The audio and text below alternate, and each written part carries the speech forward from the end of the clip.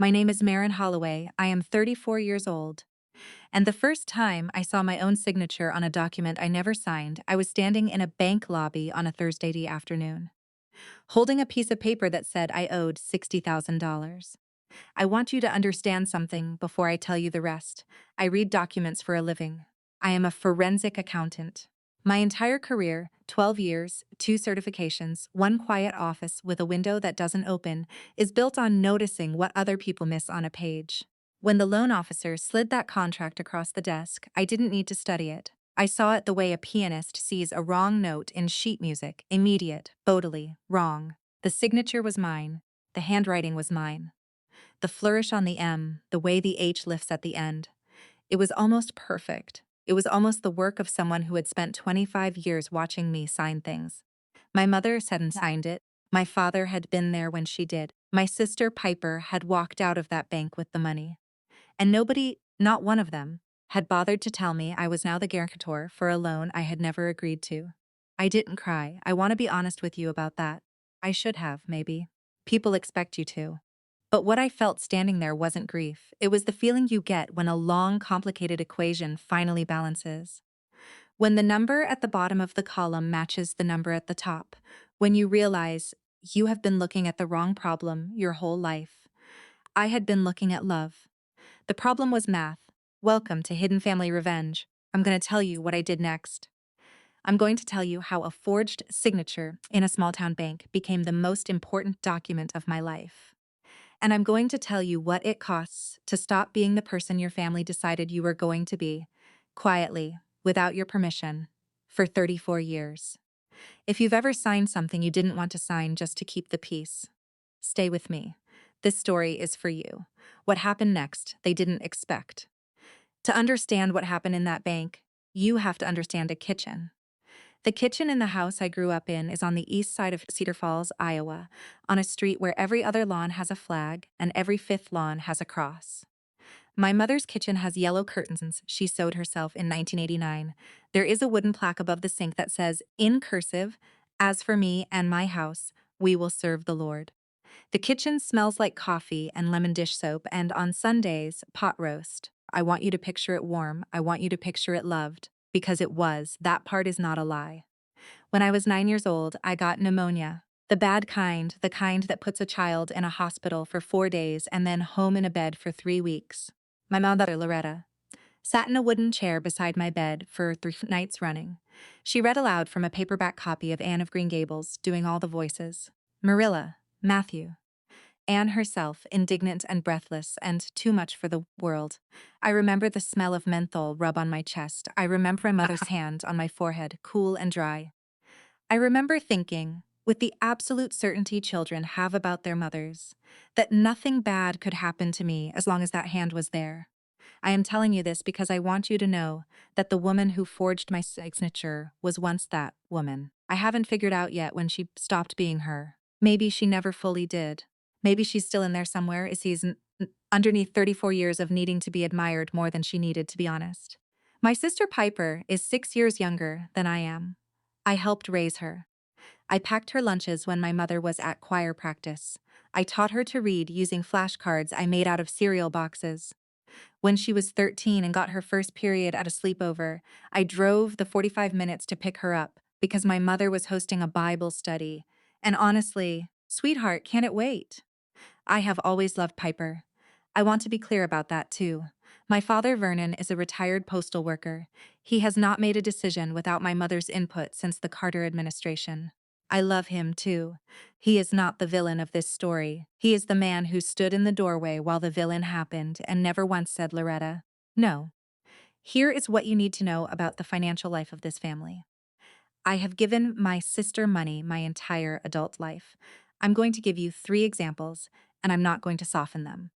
When I was 22 and Piper was 16, my parents asked me to co-sign her first car loan, $4,200 for a used Civic. They said it was just a formality, that they would handle the payments. They handled 4 of them. I handled the other 32. When I was 26, my sister called me crying at 11 at night because her landlord was threatening eviction. I wired her $3,000. The next week, on Facebook, I saw photos of her in Cancun. Nobody said anything. I didn't either. I told myself I was overthinking it. When I was 31, my mother called and said the furnace had died. She needed $2,000 to replace it before winter. I sent it that afternoon. 6 months later, Piper mentioned in passing that Mom had used the money to help her with grad school application fees. You know how she is about Piper's future. I told myself I was being petty. I told myself families is family. Every December, my parents host what my mother calls our family financial planning dinner. There is always pot roast. There are always carrots. And every year, at some point between dessert and coffee, my mother turns to Piper with that bright little smile and says, "Now, sweetheart, ask your sister about APR. She's the expert." And every year, Piper laughs and waves her hand and says, "Oh, that's why we have Marin." And every year, my mother says, "Your handwriting is so beautiful, Marin." Almost like calligraphy.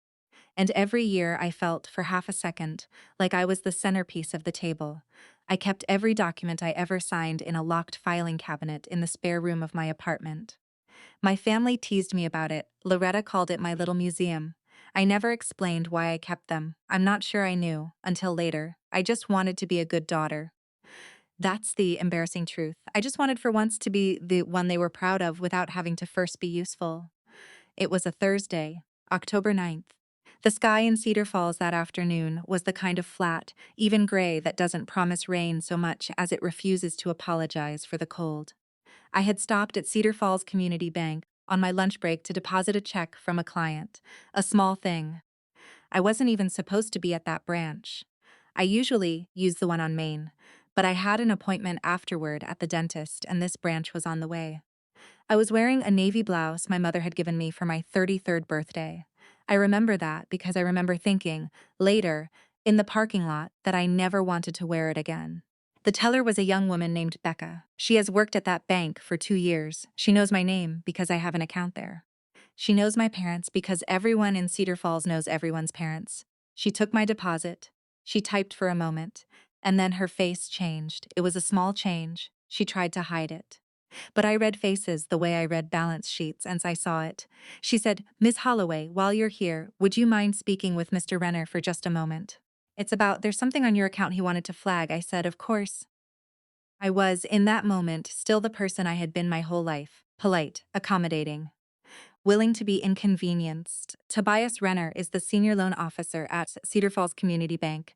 He is in his 60s. He wears short-sleeved dress shirts even in October. His office smells like old coffee and printer toner. He stood up when I came in. He gestured for me to sit. He did not smile. That, more than anything, was the first warning. He said, "Miss Holloway, I want to ask you about a loan in your name. A guarantor agreement, specifically. $60,000, opened 9 months ago. We sent a courtesy notification to your address on file, but I gather you may not have received it." The fluorescent light above his desk hummed. Somewhere down the hallway, a printer was running. I could hear the small mechanical clicks of the paper feeder. I remember thinking very clearly that I was glad my hands were under the desk, because my left hand had started to shake. Not the right, just the left. I have never understood why. I said, "I'm sorry, I don't have any loan with this bank." He turned his monitor toward me. He printed the document. He slid it across the desk. There were 3 signatures at the bottom of the page: the primary borrower, Piper Ann Holloway; the co-signers, Vernon and Loretta Holloway; the guarantor, Marin Elizabeth Holloway. The handwriting was mine, the flourish on the M, the way the H lifts at the end. The little hesitation in the middle of the second L of Holloway, a tic I have had since I was 12 and started signing my name on essays. It was almost perfect. It was the work of someone who had spent 2.5 decades watching me sign things at kitchen tables, on Christmas cards, on the bottom of checks sent out to her. I want to tell you that I felt rage. I didn't, not yet. What I felt was something quieter and more terrible. I felt a small strange recognition. Like when you walk into a room and realize you've been there before in a dream. I said, "That isn't my signature." Mr. Renner did not look surprised. He looked, if anything, sad. He had been doing this work for 40 years. He has watched families do this to each other before. He said, "Miss Holloway, I'm going to ask you a question, and I want you to take your time. Did you at any point in the last 12 months authorize anyone to sign your name on a financial document?" I thought about it. I made myself think about it carefully the way I would for a client. Had I given anyone power of attorney? No. Had I signed a blank document? No. Had my mother ever asked me to add her to anything? She had once, 4 years ago. A small joint savings account I had closed after 8 months because it made me uncomfortable. I said no, I didn't. He nodded slowly. He said, "Then I think you need to file a report." There was a moment, sitting in that office, where I almost laughed. Not because anything was funny, because the situation was so cleanly, so perfectly the exact kind of case I work every week. $60,000, forged signature, family member as primary borrower. I have testified in cases like this. I have written reports on cases like this. I have watched federal prosecutors hold up documents exactly like the one in front of me and use the word fraud in a tone of voice that does not allow for nuance. And here it was, sitting on Tobias Renner's desk, with my name on it. I stood up, I thanked Mr. Renner. I asked for a copy of the document which he gave me, and I asked for the original to be flagged in their system, which he had already done. I walked out of his office. I walked through the lobby. I walked past Becca, who would not meet my eyes. In the parking lot, the wind had picked up. I stood next to my car for a long time. I held the document. I did not cry. I did not call anyone.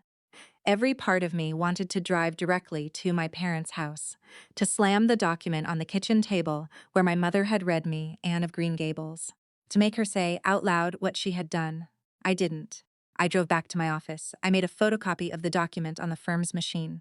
I put one copy in my desk drawer, put one copy in my briefcase. I drove home that evening and I unlocked the filing cabinet in my spare room, the one my mother called my little museum, and I placed a third copy inside it. And for the first time in years, restraint felt like power. That night, my mother called me. She wanted to know if I was coming to Sunday dinner. I said yes.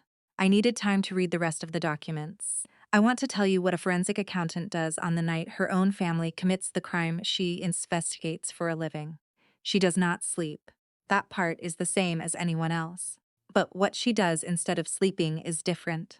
She sits at her dining room table at 1 in the morning with a green shade lamp and a yellow legal pad, and she begins to build a timeline. Because the document on the table is one data point.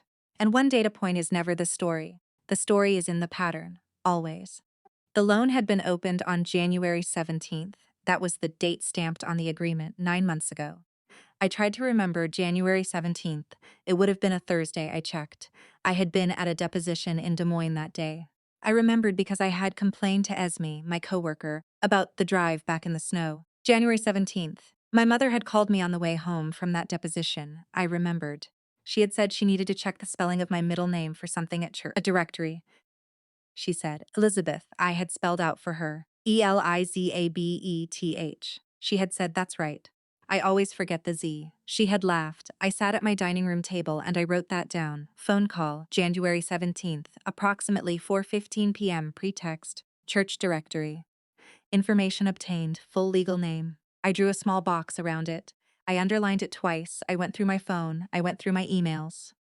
I went through the small notebook I kept in my purse, where I write down things people ask me to do. In the previous 12 months, my mother had called me at least 11 times asking for small pieces of information. The last 4 digits of my social security number, for the church insurance form, for the senior group I was driving for, my current address because she wanted to update her Christmas card list. Sweart, you've moved twice. My employer's address. The name of my bank, the regular one, not the credit union, the one Vernon and I used too. What was it called again? Every single question, on its own, was nothing. A church form, a Christmas card, a casual question over the phone. I had answered all of them without thinking. That was the moment I understood what had been done to me, not the loan. The loan was the result. The crime was older.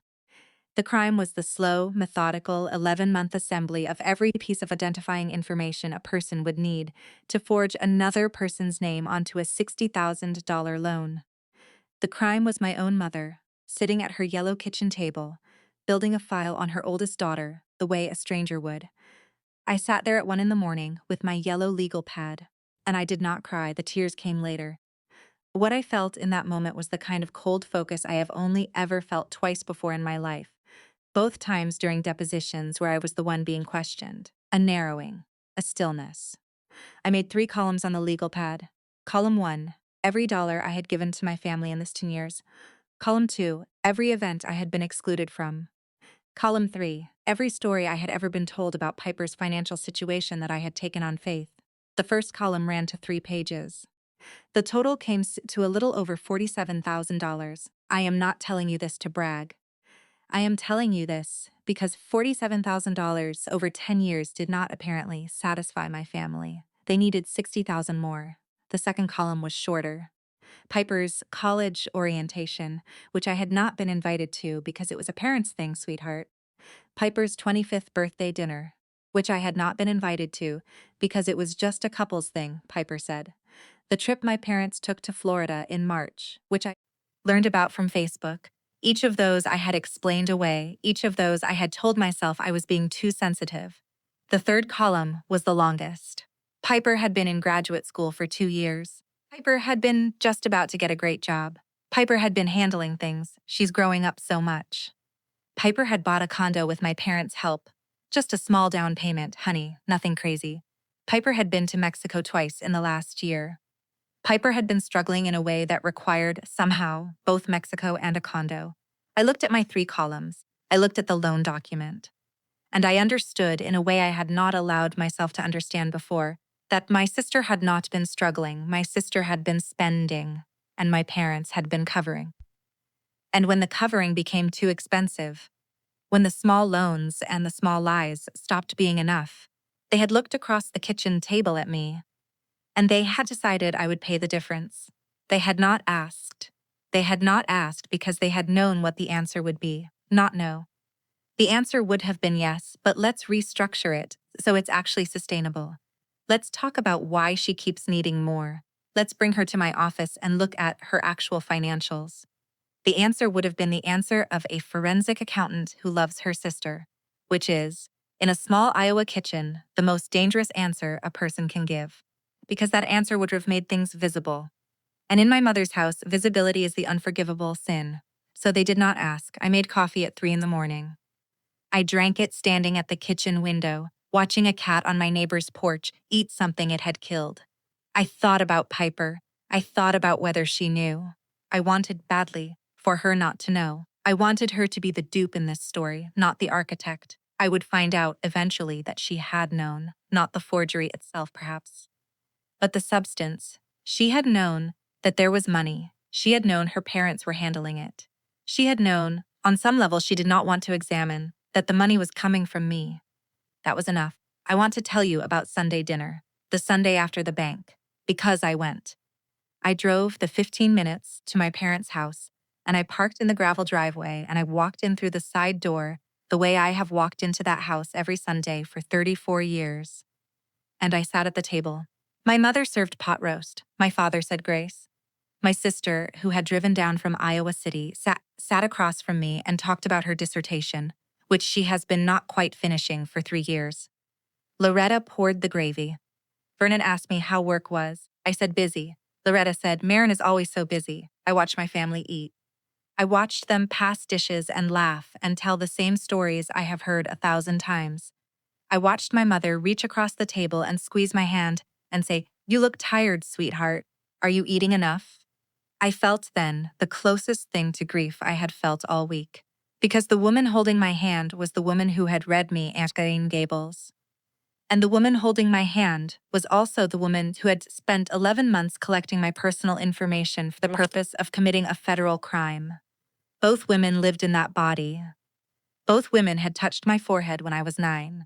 Both women loved me, in whatever shape love takes, when it has been bent for 40 years around a need to never, ever be seen failing. I almost said it at that table. I almost put down my fork and said, I went to the bank on Thursday. I didn't. I'm not proud of that, but I didn't. I needed more documents first. I needed the other ones. Because if she had forged my signature once, she had forged it more than once. I have worked enough fraud cases to know this. The first forgery is a leap. The second is a habit. By the third, the forger has begun to believe she has the right. I went home that Sunday night and I made a list. Bank accounts to check, credit reports to pull, anything in my name that I had not personally opened. By Monday morning at 9, I had requested all 3 credit reports. By Wednesday, I had them. There were 4 accounts I had not opened. 2 were small store cards in good standing, paid off promptly. Those were almost worse, in a way, because they showed a pattern of careful management. Someone had opened them and used them and paid them off so they would not show up on any review I might casually do. One was a personal line of credit at a regional bank in Waterloo, with a fluctuating balance that had reached $14,000 before being paid down. And one was the $60,000 loan. The total amount of fraudulent credit opened in my name over the past 4 years was just under $85,000. I sat in my office at the firm and I looked at those reports for a long time. Esme came in at one point to ask if I wanted to grab lunch. She looked at my face and said, "Are you okay?" I said, "I'm fine. Family stuff." She nodded and left. People understand family stuff in the Midwest. They don't ask follow-up questions. I called my neighbor Ruth that evening. Ruth Ambrose is 71 years old. She lives in the duplex next to mine. She is a retired paralegal who worked for 40 years in a small firm in Cedar Rapids that specialized in elder fraud cases. I have known her for 6 years. She has fed my plants when I traveled. She has loaned me sugar. We have never, in 6 years, had a conversation that was not pleasant and a little bit superficial. I knocked on her door. She opened it. She looked at me.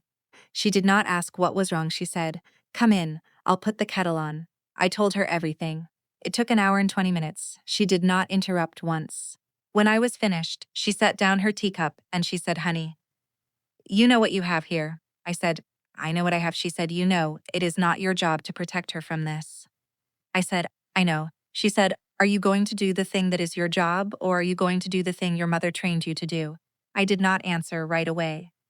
I sat in Ruth's small living room, with the framed needlepoint of a lighthouse on the wall and the smell of chamomile in the air. And I thought about my mother's hand on my forehead when I was 9. I thought about Anne of Green Gables. I thought about every Christmas I had ever spent in that yellow kitchen. Ruth waited. She had spent 40 years waiting for people to come to the answer they already knew. She was very good at it. Finally, I said, "I'm going to do my job." She nodded. She said, "Good.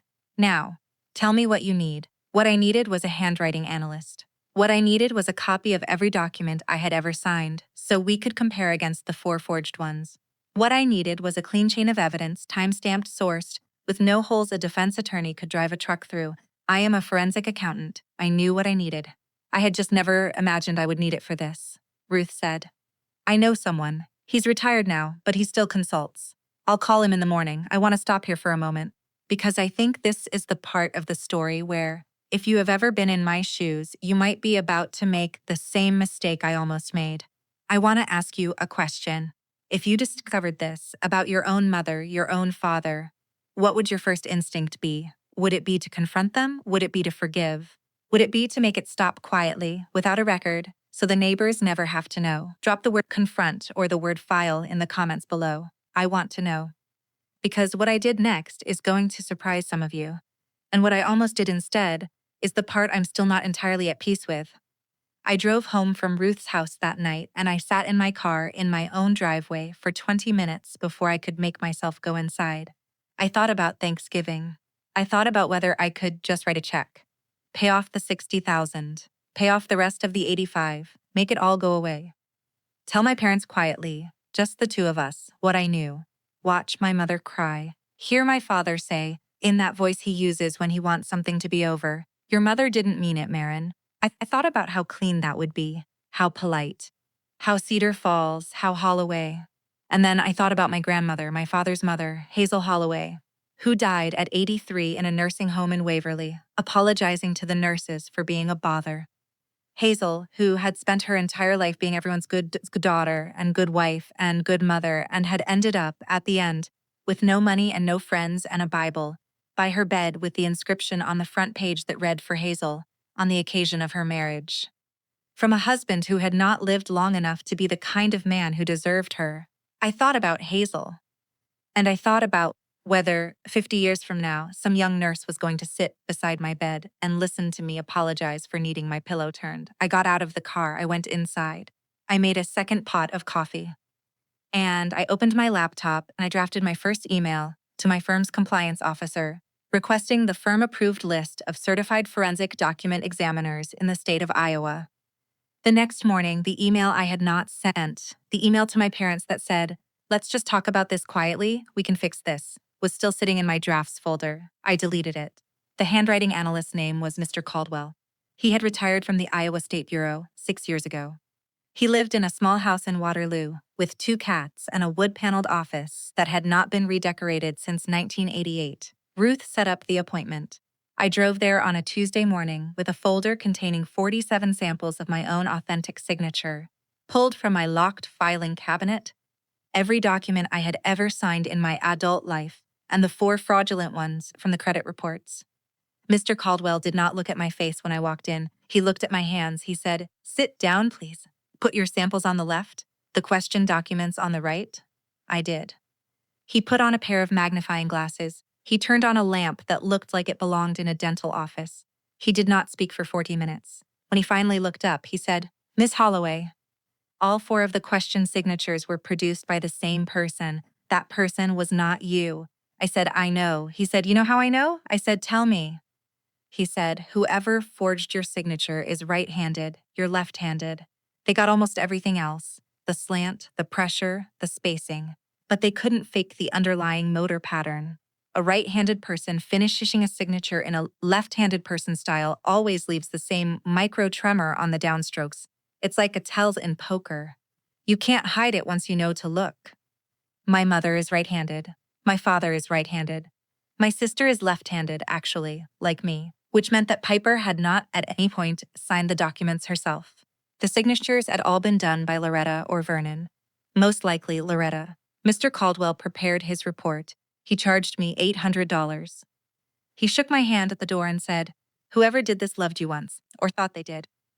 Don't let that stop you." He had clearly done this before. I drove back to Cedar Falls with the report on the passenger seat. I had a complete evidence package. The bank document, the 4 fraudulent accounts, the pulled credit reports, the handwriting analysis, the pattern of phone calls in which my mother had collected my personal information under false pretenses. I had what is called in my profession a federal case. I sat in my office that afternoon. I closed the door, and I want to tell you what I felt, because I think it matters. I did not feel triumphant. I did not feel angry. I felt something stranger. I felt small. I felt like a child who had finished a long, frightening test and had nobody to show the paper to. I sat in my chair. I looked out the window at the parking lot of the strip mall across the street. There was a woman loading groceries into a minivan. There was a man walking a small dog. Cedar Falls in October, going on with its life, and I almost picked up the phone and called my mother. I want to be honest about this because I think it is the part of story that is least flattering and most true. There was a part of me sitting in that chair with a federal-grade evidence package on my desk that wanted my mother to make it okay. That wanted to call her and have her say, "Oh, sweetheart, there must be a mistake." That wanted to be told the story by the woman who had taught me to read that would let me throw the whole folder in the trash and go back to being her daughter. I think the people who tell you these decisions are easy have never made one. I drafted the email. I want you to know that. I drafted it twice. The first version said, "Mom, can we talk?" I went to the bank. The second version said, "Mom, I know what you did. I want to give you a chance to explain before I do what I have to do." I sat at my desk, stared at the second version for almost an hour. Then I drove to the bank parking lot. Cedar Falls Community Bank, the same parking lot where the wind had picked up the week before. I sat in my car at 4 in the afternoon on a Thursday, exactly 1 week after I had first seen the document, and I held my phone in my lap and I almost pressed send. I caught my reflection in the rearview mirror. The light was strange that afternoon, low and yellow, the way it gets in Iowa in October when the day is trying to end early. I looked at myself in the mirror, and I saw my grandmother Hazel. I saw the same set of the mouth, the same small downward pull. The face of a woman who had spent decades arranging her own erasure into something that looked, from the outside, like grace. I deleted the email. I drove home. I did not call my mother.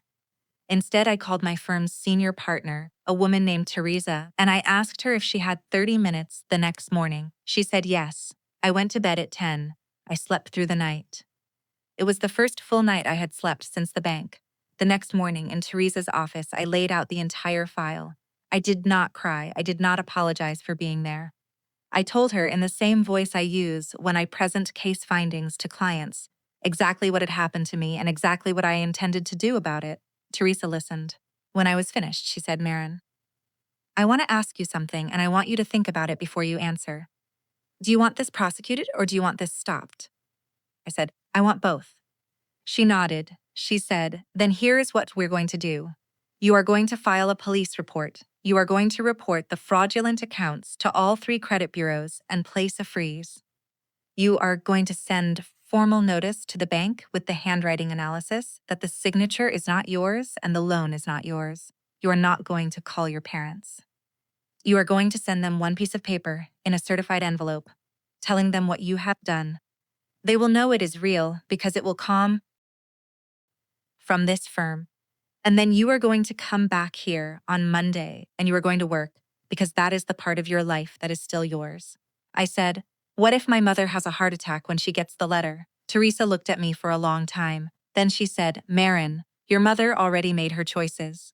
You are not allowed to make them again on her behalf by failing to protect yourself. That was the sentence that did it. That was the moment something quiet shifted inside me. I want to tell you what that shift felt like, because I have struggled to describe it to anyone, including myself. It was not anger. It was not resolve. It was something more like recognition, like a door I had not noticed had been stuck for years finally clicking open. The room on the other side was not dramatic. It was just a room I had been allowed to walk into, finally, after a long time of waiting in a hallway. I did not yell. I did not cry. I just decided. I went home. I called the Black Hawk County Sheriff's Office on a Friday afternoon and made an appointment to file a report on Monday morning. I called the 3 credit bureaus and placed freezes on all 3 of my reports. I called the bank and asked for the senior fraud officer at the regional level, not just the branch. I emailed copies of everything to a personal cloud drive. My parents had no way of accessing. I made hard copies. I made 3 sets of hard copies. 1 stayed in my apartment. 1 stayed in the firm's safe. 1 stayed with Ruth. In a manila envelope, she put in her own filing cabinet without asking what was in it. And then, on Saturday afternoon, I drafted the certified letter to my parents. I want to read you the letter because I want you to understand the tone. Mom and Dad, on Thursday, October 9th, I learned that a $60,000 loan had been opened at Cedar Falls Community Bank in January of this year, listing me as guarantor. The signature on that loan is not mine. A certified document examiner has confirmed this in writing. I have also confirmed 3 additional accounts opened in my name without my knowledge or consent over the past 4 years. I have placed credit freezes on all 3 of my credit reports. I have notified the bank in writing that the loan agreement is fraudulent. On Monday, October 20th, I will be filing a police report with the Black Hawk County Sheriff's Office. I have engaged my firm's legal counsel. I am not writing this letter to ask for an explanation. I am writing this letter so you will not be surprised when the sheriff's office contacts you, which they will, in the coming weeks. I am also writing this letter to tell you that I love you, and that loving you does not require me to allow this to continue. Those 2 things are both true. Marin, I read the letter 3 times. I sealed it in the certified envelope. I drove to the post office in Waverly, not Cedar Falls, because the post office in Cedar Falls is where my father used to work, and I did not want anyone to see me, and I sent it with a delivery date confirmation for Tuesday. I wanted my mother to know it was coming. I wanted her to have time to feel it. This is the part where, in a different kind of story, I would tell you that I felt powerful. I did not. I felt the way you feel after the funeral. Hollow and a little sick and certain you have forgotten something important. I drove home, I made dinner. I ate alone at my kitchen table. I called Ruth. I told her what I had done. She said, honey, I'm proud of you. And I cried then, for the first time, for about 20 minutes. With the phone pressed against my shoulder and Ruth quietly on the other end, not saying anything, just being there. 40 years of paralegal work had taught her exactly when to speak and exactly when to let a person cry. On Monday morning, I went to the sheriff's office. I filed the report. I gave them the evidence package. The deputy who took my report was a man in his 50s named Officer Doyle.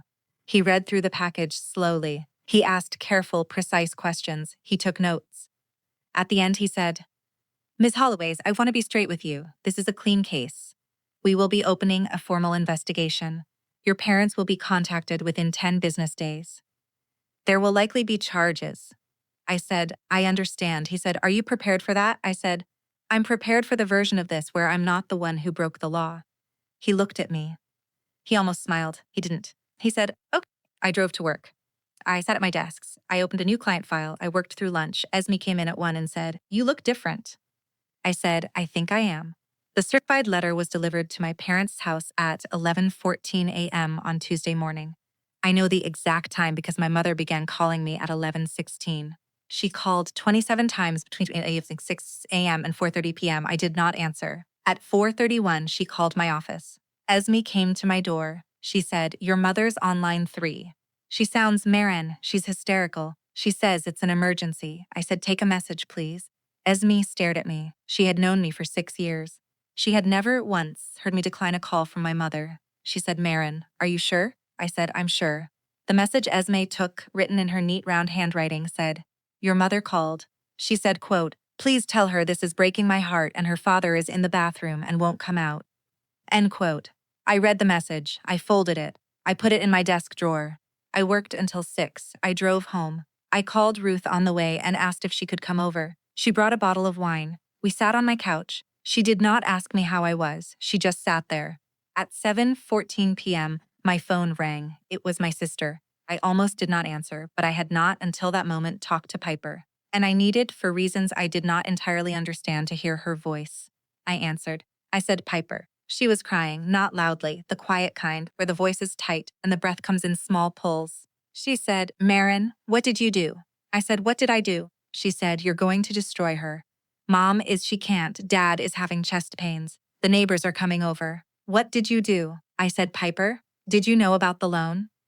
She did not answer immediately. That by itself was the answer. She said, "Finally, I knew there was. I knew Mom and Dad had helped. I didn't know the Marin. I didn't know it was that much. I didn't know it was your name on it." I said, "Did you ask?" She said, "What?" I said, Did you ask whose name was on the loan you took out for $60,000? She started crying harder. She said, "I trusted them." I said, "Peeper, I'm going to say something to you that I have wanted to say for a very long time, and then I am going to hang up the phone. So I need you to listen." She was quiet. I said, "Every December at the financial dinner, Mom asks me to explain APR to you, and every year you laugh, and you say that's why we have Marin. I want you to understand that I heard that. Every year, I heard it. And I want you to understand that I am not, that I have never been, your line of credit. I am your sister. Those are two different things. The fact that you did not know the difference is the thing I am the most sad about. And it is not, anymore, my job to teach it to you." I hung up the phone. I sat on the couch. Ruth poured me more wine. She said, "That was very well said." I said, "I think I have been writing that sentence in my head for 15 years. She said, "I believe it." The next 48 hours were the loudest of my life. Not loud in the literal sense. I did not pick up a single call. They were loud in the sense that absence has a sound when it is being protested. The voicemails, the texts, the aunt who had not called me in 3 years texting, "Honey, we need to talk." The cousin in Des Moines posting a passive-aggressive Facebook update about people who tear families apart. My Uncle Calvin sending 3 separate emails that all began with, "I'm sure your mother didn't mean." I read none of them all the way through. I muted my notifications. I worked. On Thursday morning, 10 days after I had first walked into Tobias Renner's office, the sheriff's office contacted my parents. They were asked to come in for a voluntary interview. My father went. My mother did not. She sent her pastor instead, which is something I want you to picture for a moment. A small Iowa pastor in a windbreaker, sitting across from Officer Doyle, attempting to explain that Loretta is going through a very difficult time and would prefer to write a letter. The pastor called me that afternoon. He said, "Marin, can we talk?" I said, "Pastor Hendricks, I appreciate you reaching out. I want to be very clear. This is a criminal matter. It is not a pastoral matter. My mother committed a federal crime. The fact that she is uncomfortable with the consequences of that does not make her uncomfortable into a spiritual problem. I am not angry at you for calling. I am asking you not to call again," he said. "I understand." He did, I think. That evening, my mother sat at her kitchen table. I know this because my father told me later, in one of the few honest conversations he and I have had in my adult life, and she said to him, "I don't understand why she is doing this to me." "Vernon, for the first time I am aware of in 46 years of marriage," said Loretta, "she is not doing it to you. You did it to her." My father later told me, looked at him as though he had spoken in a foreign language. She said, I don't know what you mean. She didn't. I want you to understand that. That, more than anything, is the thing I have not been able to unsee. My mother does not know what she did wrong. She knows she got caught. She does not, in any part of her that I can locate, know that what she did was wrong. To her, what she did was love. She built her file on me the way she had built it on Peeper. The way she had built it on Vernon. The way she had built her whole life. Loretta Holloway has spent 73 years on this earth doing whatever was required to keep the Holloways looking exactly the way she needed them to look. To her, my signature on a $60,000 loan was, and is, a minor administrative matter that I have blown out of all proportion. That is the most expensive sentence in my family's history. Blown out of all proportion. It is the sentence under which every honest feeling in our house has been buried for 40 years. The phone call cascade came on a Sunday afternoon. I want you to picture me sitting on my couch in my apartment in Cedar Falls on the second to last Sunday in October, with a notepad and a pen because that is exactly how I took the calls. I am a forensic accountant. We take notes. We document. The first call was from my mother, I answered. I owed her, at minimum, the chance to say her piece. She did not, however, expect me to take notes. She said, Marin, sweetheart, I have not slept in a week. I want you to know that. Your father is in a state. The whole church is praying for our family. I waited. She said, I know, I understand. That what happened with the bank was upsetting. I do. But sweetheart, we did this for the family. We did this for Piper. And honestly, we did this for you too. As I said, explain how you did this for me. She said, it's because Marin, sweetheart, you have always been the strong one. You have always been the one we could count on. We knew you would understand. We knew that of all of us, you would be the one who could handle it. That is a compliment. I wrote that down on the notepad. Word for word, I said, Mom, you forged my signature on a $60,000 loan. You opened 3 additional credit lines in my name, without my knowledge, over 4 years.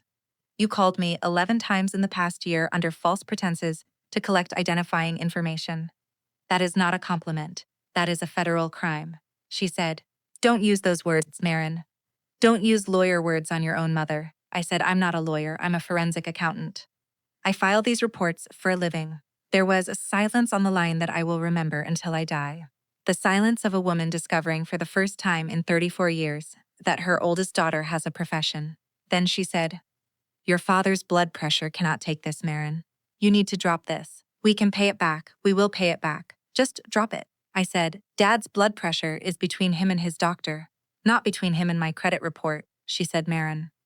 If you do this, you are going to destroy this family.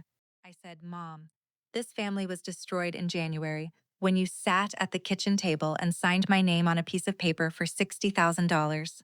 I am the one trying to find out if there is anything left to save. She said, I did the best I could. I said, I know you believe that. She started crying. The performative kind at first, the kind designed to be heard. And then somewhere in the middle it shifted. It became something smaller, something I had not heard from my mother in years. The crying of a person who has, for 1 second, allowed herself to be still. She said very quietly, I didn't know how to ask you. I knew you'd say yes. I just didn't know how to ask. For 1 second, she sounded like the woman who read me Anne of Green Gables. For 1 second, I was 9 years old, with menthol rub on my chest and a hand on my forehead, and the world was warm. Then she said, and you didn't have to make it ugly. And she was Loretta Holloway, again. I said, Mom, I have to go. The deputy is going to call you on Tuesday for a follow-up interview. Please answer the phone this time. Goodbye. I hung up. The second call was from my father 2 hours later. Vernon does not call. Vernon has not initiated a phone call to me in 11 years. When his name came up on the screen, I picked up because, on some level, I wanted to hear what a man with no script sounded like. I said, Marin? I said, hi, Dad. He said, your mother is downstairs.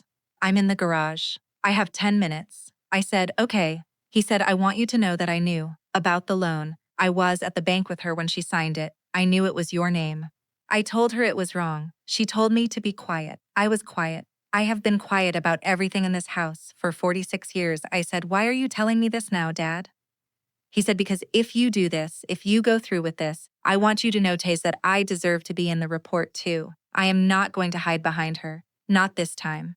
I sat on my couch with the notepad in my lap. I did not write that down. Some things are not for the file. I said, Dad, that's the bravest thing you have ever said to me.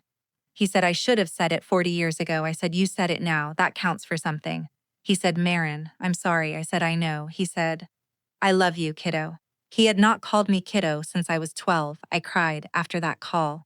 For a long time, Ruth came over and sat with me again. She said, that man is going to lose more than your mother will. You know that, don't you? I said, I know. The third call was from Piper on Monday. She had been thinking. She said she had been talking to her therapist. She wanted to know if we could meet for coffee. I said, not yet. Maybe in 6 months. Not yet. She said, Marin, I want to make this right. I said, Piper, the first step in making this right is taking responsibility for the part of it that is yours, which is that you took $60,000 from our parents, and you did not ask, even once, where it was coming from. I'm not asking you to apologize for the forgery. That isn't yours. I'm asking you to think about why you didn't ask. And when you have an honest answer, call me again. She said, I will. She did eventually. 6 months later. But first, Ruth. Because Ruth is the one who made the thing my mother feared most actually happen. The sheriff's report was a matter of public record. Cedar Falls is a small town. By the second week of November, the church had heard, the grocery store had heard, the book club had heard. Loretta Holloway, organist First Lutheran for 28 years, was the subject of every coffee hour conversation for a month. Ruth did not gossip. Ruth had no need to. She did, however, walk into First Lutheran on the third Sunday of November and ask, very politely, to speak to Pastor Hendricks in the foyer. She said, Pastor, I want you to know that the Holloway matter is a criminal one. The young woman who has been wronged is a member of this community. I would appreciate it if you reminded the congregation that gossip is a sin. And I would appreciate it if Loretta is not on the prayer chain for family difficulties, which is a way of letting her play victim. If you need to put someone on the prayer chain, put Marin. She's the one who's been wronged. Pastor Hendricks, to his credit, did exactly that. My mother resigned from the organ bench 3 weeks later. She told the congregation it was for health reasons. The congregation by then knew exactly what the health reason was. She does not, as of the day I am telling you this, go to First Lutheran anymore. She drives 45 minutes to a church in Hudson's where nobody knows her. That is the consequence she will never recover from. Not the legal one. The legal one resolved itself in a plea agreement. Restitution, probation, no jail time, because she is 73 and the prosecutor is a kind man. The consequence she will never recover from is that on Sunday mornings, she has to drive 45 minutes to be a stranger. And on the second Wednesday of November at 2:14 a.m., I received an email from my Uncle Calvin. The subject line was, I owe you an apology. The email was short, 3 paragraphs. It said, Marin, I knew. Not all of it, but enough. Loretta told me last spring that you had agreed to co-sign something for Piper, and I had a feeling even then that she was lying. I did not ask. I want you to know that I have thought about that every day since you sent the letter. I was a coward. I am sorry. I do not expect you to forgive me. I just want you to know that I know. I read it 5 times. It did not fix anything. It mattered anyway. It is now 16 months since I walked into Cedar Falls Community Bank on a Thursday in October. My mother received 18 months of probation, restitution of the full $85,000, and a small fine. She lives in the same yellow kitchen. She has not in 16 months picked up a phone to call me without first being told to by her court-appointed counselor, which the plea required. She has called 11 times. I have spoken to her twice. My father and I have brunch on the third Saturday of every month at a diner halfway between Cedar Falls and Waverly. He pays. We talk about small things, the garden. His blood pressure, which is against everyone's expectations, fine. He never mentions my mother by name. I do not ask him to. Piper called 6 months after the first call and asked if she could come see. I said yes. She drove to Cedar Falls on a Saturday afternoon in May. We sat on my couch. She did not make excuses. She said, I was the favorite. I was the favorite because I let them be exactly who they wanted to be. I'm sorry I traded your dignity for that. I am working on it. I cried. She cried. We did not hug. We are not yet sisters again. We are something earlier. 2 women trying to find out if there is anything left to build on. We have lunch once a month. That is what we have. It is more than I expected. Uncle Calvin and I email occasionally. Short email. He tells me what is happening with the family. I tell him I am okay. He signs every one of them with love, your uncle. It took him 61 years to use that word in writing. I'm not going to take it back from him. Ruth Ambrose is still my neighbor. She is 72 now. She has slowed down a little.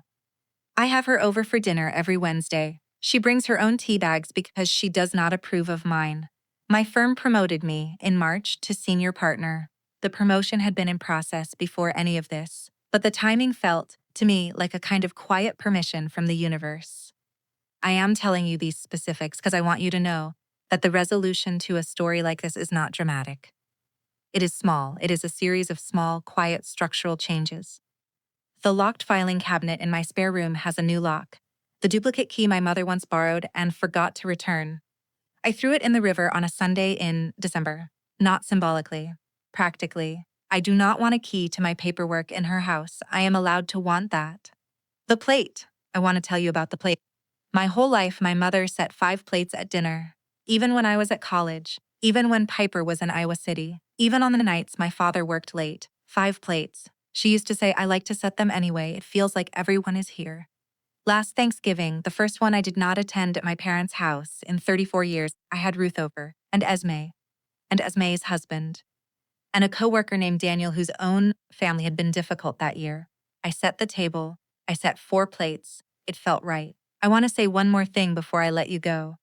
When I was 9 years old, my mother sat beside my bed for 3 nights and read me Anne of Green Gables. I have spent the last 16 months trying to understand what to do with the memory of that woman. Because she was real. The hand on my forehead was real. The voices she did for the characters were real. The love was real. The love was real, and it was not enough. Both of those things are true. I think for a long time I believed that if love had been present once, it was supposed to be enough forever.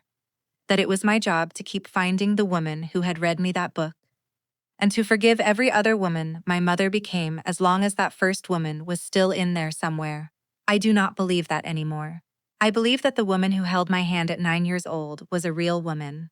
I believe she was my mother. I believe she loved me.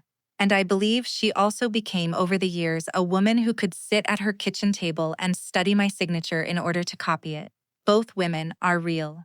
I am allowed to grieve the first one. I am not required by anyone to keep paying the debts of the second one. That is the thing nobody told me, growing up in a Midwestern Lutheran family. They told me that love was a kind of duty, that the right answer to family was always yes, that the strong daughter is the one who absorbs whatever has to be absorbed, so the rest of the family can keep telling itself the story it wants to tell. I do not believe that anymore.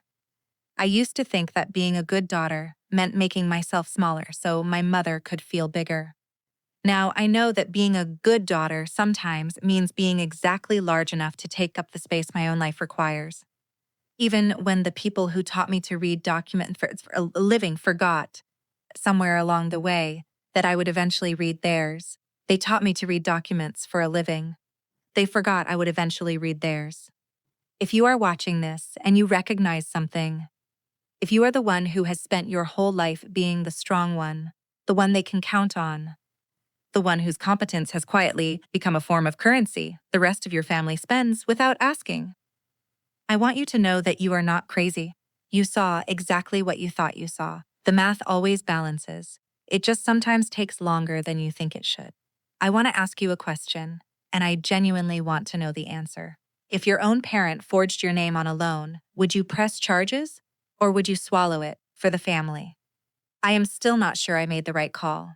There are nights I lie awake and I wonder. So tell me, down in the comments, I want to know what you would have done. I am not the loudest person in my family. I have never been. But I am finally awake. And awake is enough. Thank you for staying with me to the end. I'll see you in the next one.